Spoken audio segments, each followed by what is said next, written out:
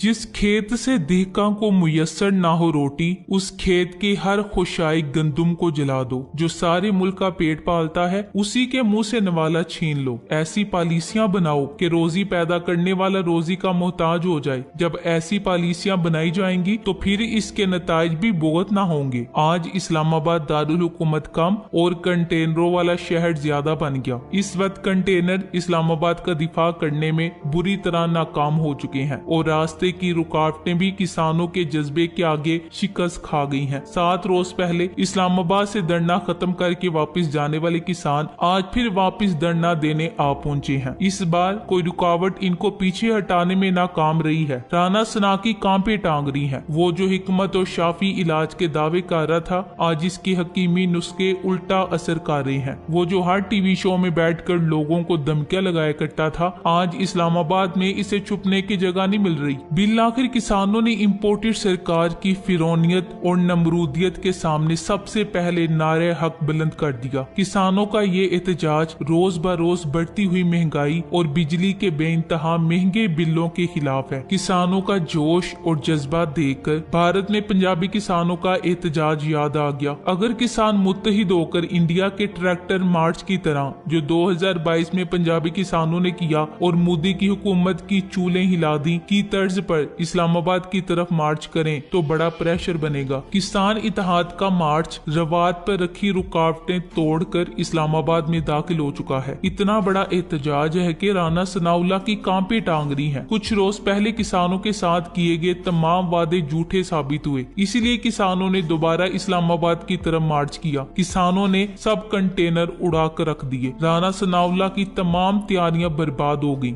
राना सनाउल्लाह को कोई बता दे कि ये किसान अपना जिस्म धूप में जलाकर खेतों में अनाज पैदा करते हैं। किसानों को तुम्हारा बाप मोदी ने ही रोक सका था, तुम किस खेत की मूली हो। और अभी खान अपने अवामी सुनामी को लेकर इस्लामाबाद नहीं आए और इस शैतानी चमकादर की सारी तैयारी फेल हो गई। मैं तो कहती हूँ कि लगे हाथ इमरान खान भी मार्च का ऐलान कर दे और इन सब चोरों को पकड़कर समंदर बुर्द कर दे। इनकी नस्लें याद रखें कि पाकिस्तान को लूटना नहीं। शायद राना साहब के आंसू गैस से लेस ड्रोन्स और रबड़ बुलेट्स वाली राइफलें सर्विस करवाने गई हुई हैं, इसीलिए वो खामोश हैं। पाकिस्तान एक जरी मुल्क है, इसकी माइशत का बड़ा इन्हिसार किसानों पर है। इस वक्त सबसे ज्यादा ज्यादती और इस्तेसाल का शिकार भी किसान ही है, मगर ये फाशिस्ट हुकूमत किसानों को कोई भी रिलीफ देने को तैयार नहीं है। राना सनाउल्लाह ने अपने हमनवा लिफाफा जर्नलिज्म के मास्टर हामिद मीर के प्रोग्राम में बैठकर दावा किया था कि इमरान खान एक मरतबा इस्लामाबाद आए तो सही, इसका मुकम्मल मक्कू ठप देंगे। वैसे राना सनाउल्लाह का बयान अपनी जगह, लेकिन हामिद मीर जिस तरह का गंदा इशारा करके राना साहब के बयान की तशरीह कर रहा है, वो इन 3rd क्लास सहाफियों और क्रिमिनल वुजरा के दरमियान गठजोड़ को बेनकाब कर रहा है। इमरान खान इस करप्ट निजाम के बारे में बिल्कुल दुरुस्त फरमाते हैं। जितना बड़ा मुजरिम उतना बड़ा ओहदा, जिससे जेल में होना चाहिए, वो राना सनाउल्लाह मुल्क का वजीर दाखिला है। जिस तरीके से अंडरवर्ल्ड के डॉन की तरह ये शख्स कौम को धमकियां लगाता रहता है, इससे इसकी मुजरिमाना जहनियत का अंदाजा होता है। अफसोस का मकाम तो ये है कि पब्लिक को इसके पुरअमन एहतजाज पर धमकियां देने वाले इस फितने का मुंह तोड़ने के लिए कोई नहीं है। निजाम भी ऐसे जुबान दराज और जहनी मरीज किस्म के वजीर दाखिला के लिए सजा तजवीज नहीं करता। पीटीआई के नौजवान भी अपने हाथ साफ करने तैयारी में है। वो पुकार पुकार कर कह रहे हैं कि राना सनाउल्लाह, तुम्हारी जुर्रत भी कैसे हुई कि तुम पाकिस्तान के शहरियों को धमकी दो। पाकिस्तान हमारा मुल्क है और हम इसके मालिक हैं। खान साहब की कॉल आएगी तो हर सूरत इस्लामाबाद पहुंचेंगे और फिर अल्लाह के हुक्म से राना पर हाथ भी साफ करेंगे। खान साहब ने आज ही राना सना को ललकारा। इमरान खान ने राना सनाउल्लाह और चेरी ब्लूसम को यूथ कन्वेंशन से खिताब के दौरान वार्निंग दी कि राना सनाउल्लाह अभी से छुपने की तैयारी कर लो। इस बार कप्तान की तैयारी के सामने तुम्हारी आंसू गैस और रबड़ की गोलियां काम नहीं आएंगी। 100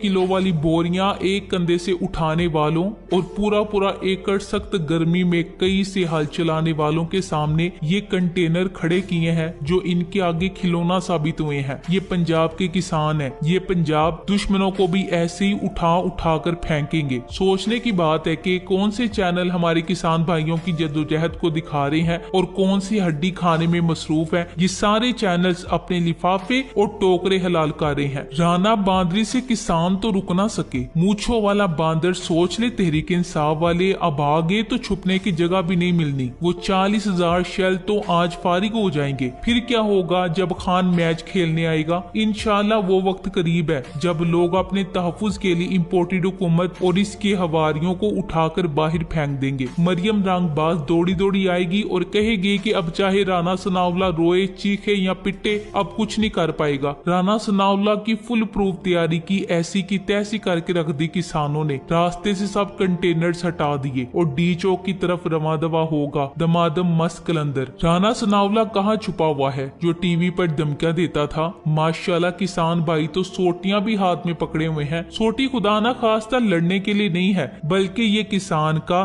ट्रेड मार्क होती है। वो सांपों और कुत्तों से बचाव के लिए रखते हैं। इस्लामाबाद में भी सांप और कुत्ते बहुत जमा हो गए हैं। किसान इन सांपों से निमटने गए हैं। किसानों की तादाद देखकर कांपे टांग जाएंगी। हजारों किसान इस्लामाबाद में दाखिल होंगे। जी आया नु मेरे किसान भाइयों, तुहानू अल्लाह दिया रखा। मेरे देहकान पसीनों में डाले हुए, मेरे मेहनत कशों के सुनहरे बदन, मेरे मजदूर इस दौर के कोहकन, चांद मेरी जमीन फूल मेरा वतन। किसानों का मुतालबा क्या है? इनका मुतालबा है कि बिजली की कीमतों में जो इजाफा हुआ है वो वापस लिया जाए। पहले किसान को 5 रुपए और 23 पैसे का यूनिट पड़ रहा था और अब वही यूनिट इसे 36 रुपए का पड़ रहा है। किसान को ट्यूबवेल का बिल लाखों में पड़ गया है। अगर इस मुल्क का किसान भूखा मरेगा तो आम आदमी भी भूखा मरेगा। किसान को जानबूझकर इस्तेसाल का शिकार किया जा रहा है ताकि मुल्क में ज़राअत को नुकसान पहुंचे और अमेरिका का रजीम चेंज अपने सफर की तकमील करे। अमेरिका ने पाकिस्तान के हर उस हिस्से पर वार करना है जिससे पाकिस्तान को नुकसान पहुंच सकता है। ज़राअत एक बड़ा शोबा है। 70% लोग ज़राअत से जुड़े हुए हैं। कोरोना के दौरान भारत और बांग्लादेश में सनती काम बंद था, मगर इमरान खान ने पाकिस्तान में फैसलाबाद की सनत को बिजली और गैस पर छूट दी। कुछ ही अरसे के अंदर अंदर फैसलाबाद की सनत ने उरूज हासिल कर लिया। फैसलाबाद में काम के लिए मजदूर नहीं मिलते थे। रजीम चेंज के बाद इम्पोर्टेड सरकार वजूद में आई तो इस सनत का पट्टा बिठा दिया। इसके बाद किसानों के हुकूक पर शबुखुन मारा। इमरान खान ने अपने दौरे हुकूमत में किसान के मसाइल सुने, इन मसाइल का तदारुक किया। किसान अपने हुक्मरान से खुश थे। जदीद ड्रोन टेक्नोलॉजी के साथ किसानों की मदद का बेड़ा उठाया। किसानों के लिए ये गोल्डन वक्त बस वक्ती था। मुसल्लहशुदा इम्पोर्टेड सरकार ने किसानों की कमर पर खंजर मारा है। महंगी तरीन बिजली देकर इनसे खेती बाड़ी का हक भी छीन लिया है। इस वक्त पाकिस्तान अमेरिका की 9 आबादी बना हुआ है। इम्पोर्टेड सरकार जिसको चाहती है इसका काम बंद कर देती है। ये साफ साफ पाकिस्तान को भूख और अफलास की तरफ धकेल रहे हैं। पहले ही आधे पाकिस्तानी किसान सैलाब में डूबे हुए हैं, बाकी आधों को इस तरह बिजली के बिलों से मारना चाहते हैं। 5 रुपए 23 पैसे फी यूनिट देने वाला किसान 36 रुपए यूनिट बिल दे रहा है। वो अपने जानवर बेच रहा है। कई किसानों ने अपने बिजली के बिल जला दिए हैं, मगर हुकूमत अपनी जिद पर अड़ी हुई है। इस मरासला हुकूमत ने लोगों की सांस तक छीन ली है। अगर इस इम्पोर्टेड सरकार और इसके मुजरिमाना जहनियत के हामिल वजीरों ने अपना रवैया ना बदला तो फिर मुल्क में इनकलाब आएगा। अवाम बिजली के बिलों से तंग आ चुकी है, खुदकुशियों पर मजबूर हो गई है। रियासत से माँ जैसा सलूक चाहती है, मगर हुकूमत डाइन बनकर अपनी ही अवाम का खून चूस रही है। किसानों को गंदम का रेट भी सही नहीं मिल रहा। किसान चाहते हैं कि गंदम की फिक्स प्राइस 4000 रुपए मुख्तिस कर दी जाए। सिंध में गंदम की कीमत 4000 और पंजाब में गंदम की कीमत 3000 है। किसान चाहता है कि सारे मुल्क में 4000 कीमत मुकर्रर हो जाए। खाद की कीमतों को भी कंट्रोल किया जाए जो कि 15 से 20,000 में मिल रही है। किसान अगर खाद अफोर्ड ही नहीं कर सकेगा तो वो किस तरह फसल उगाएगा?